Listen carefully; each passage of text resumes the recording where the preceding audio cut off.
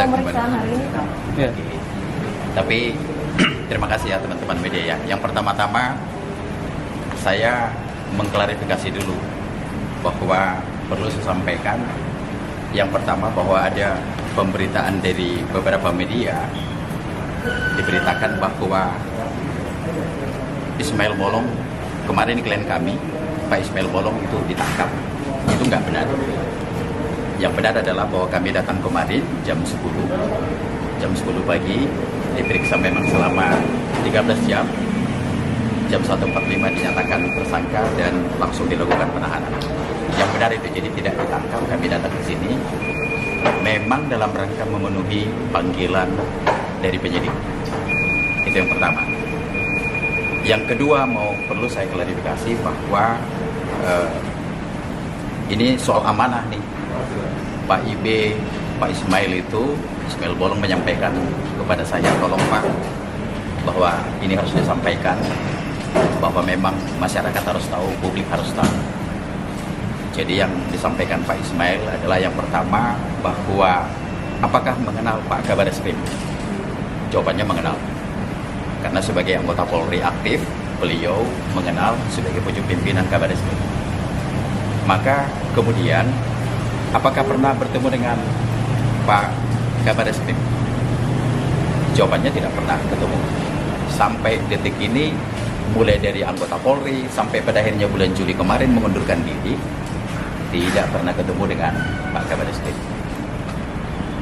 Oke, nah terus kemudian yang perlu disampaikan oleh Pak IB juga bahwa karena tidak pernah bertemu, jadi jangankan menjanjikan sesuatu, memberikan sesuatu, atau bahkan mengiming-imingi sesuatu, itu tidak pernah. Jadi soal berita-berita yang selama ini pernah terjadi, itu tidak pernah ada. Itu yang disampaikan Pak IB. Karena ini amanah untuk teman-teman media, jadi saya harus sampaikan.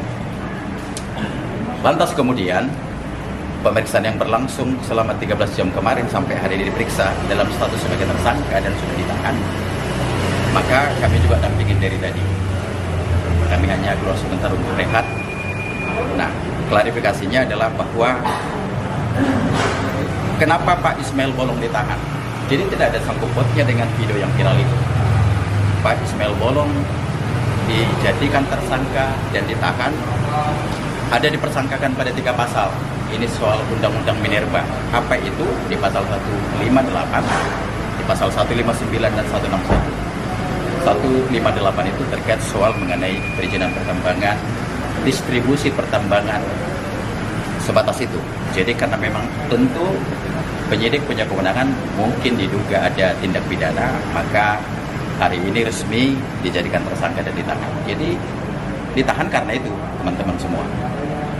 Ya saya kira itu ya, nggak ada lagi yang lain. Pak, izin terkait kan sebelum pemeriksaan Ismail Bolong itu ada pemeriksaan terhadap istri dan anaknya, dan betul. Apakah istri dan anaknya ini saat ini statusnya sudah menjadi tersangka dan ditahan atau ya, tidak? jadi tanggal hari Kamis sebelumnya, Mas, saya juga yang dampingin, kami tim, saya juga yang dampingin.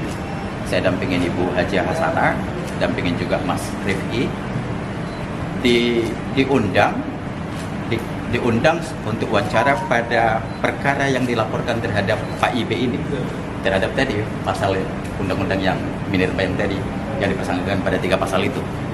Jadi statusnya hari ini sebagai saksi. Sudah diperiksa hari Kamis kemarin, lantas di hari Selasa kemudian yang kemarin itu yang tanggal 6 baru Pak IB diperiksa. Gitu ya. Tapi untuk anak dan istrinya tidak dijadikan tersangka dan tidak Sampai hari ini masih saksi. masih saksi.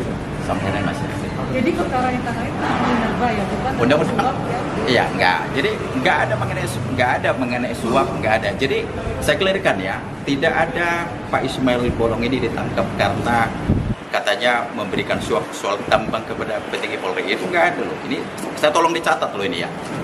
Ya, jangan nggak dicatat nih, biar kita berimbang dong informasinya. Jadi biar clear itu nggak ada. Ini soal mengenai perizinan pertambangan. Pak Johannes, tapi izin dari Pak Ismail Bolong sendiri mengaku masih atau pernah menyebutkan bahwa dia memang pernah diperiksa propam terkait dugaan suap itu atau bagaimana? Soalnya kan dokumen LHP propam itu beredar.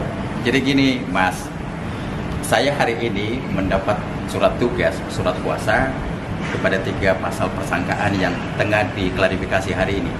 Saya hari ini tidak punya surat kuasa untuk mengenai itu. Jadi soal mengenai pertanyaannya tadi, mengenai video-video yang viral, saya nggak bisa jawab mengenai itu. Saya kira clear ya. Jadi perkara yang ditangani oleh kita kan apa namanya ilegal, tambang ilegal. Ya, undang-undang minerba ilegal, jadi tambang ilegal. Jadi soal perizinan ini. Makanya Pak Ismail Bolong tersangkanya kalau tersangka. Oke, jadi di dalam pertambangan itu, jadi Pak Ismail Bolong sebagai pemilik, jadi ada juga manajernya namanya Pak Budi sudah ditahan juga, satu lagi kuasa direksi yang bernama Pak Rinto sudah ditahan juga, jadi sudah 3 orang yang ditahan. Jadi semua terkait soal perizinan pertambangan, tidak ada yang lain. Hanya itu. Saat ini Pak Ismail Bolong ditetapkan sebagai tersangka atau Sudah. masih ditahan aja? Sudah, jadi hari ini, kan kemarin jam 1.45 kan sudah tersangka, ditahan 20 hari ke depan. Hari ini diperiksa sebagai tersangka. Oke? Pak, kenapa seolah-olah ya Bapak klien Bapak kan tersangka gitu, tapi membela, maksudnya tersangkanya kok membela gitu, maksudnya masih intinya kok mengklarifikasi bahwa perkara dia tersangka gitu, bukan membela dia untuk benar atau tidak. Loh iya, kita kan punya argumentasi hukum terhadap penyidik. Kita kan dampingi. Kemarin itu ada 62 pertanyaan. Kita bahas satu persatu. Jadi memang kita hanya membahas masalah perizinan pertambangan aja. Jadi pertambangan itu kan distribusinya aja harus punya izin nih. Bagaimana cara menjual batu ini berpindah dari A ke B, ini ada punya perizinan. Jadi semua 62 pertanyaan 13 jam pemeriksaan itu terkait hanya cuma izin pertambangan, gak ada yang lain. Nggak ada suap ya Pak ya? Gak ada suap di situ. Berarti Pak Ismail itu salah satu pemilik tambang. Pemilik tambang. Waktu aktif menjadi Polri. Waktu itu jadi polisi. Pangkat Aibda, Pak. Ya. Jadi legal izinnya. Ya, penyidik menemukan bahwa memang ada diduga ada tindak pidana. Gitu loh. Ya. Saat ini pemeriksaan sudah selesai atau bagaimana? Mungkin sebentar lagi mau selesai. Cukup ya? Clear ya, teman-teman? Tapi saya pastikan tolong yang itu dicatat loh. Jadi tidak ada suap di sini. Ini murni perkara hukum soal perizinan pertambangan. Oke ya? Enggak dong. Enggak lah, kita ini pada satu hukum kita bicara materi pokok perkara dong. Ya kan? Kan kalau katanya siapa yang membuktikan katanya? Tapi klien Bapak pernah diperiksa Ferdi Sambo. Oh, kalau itu tanya Ferdi Sambo dong. Kan Ferdi Sambo yang bilang di dalam ini, tanya kan. Itu kan menurut dia kan. Berarti lagi perkara tentang suap ya. Kenapa? Perkaranya tidak tentang suap ya Pak ya. Saya pastikan 1.000.000% tidak ada suap. Ini murni perkara perizinan tambang. Oke? Oke, Pak. Saya boleh meninggalkan teman-teman? Yuk, terima kasih ya semuanya. Pak.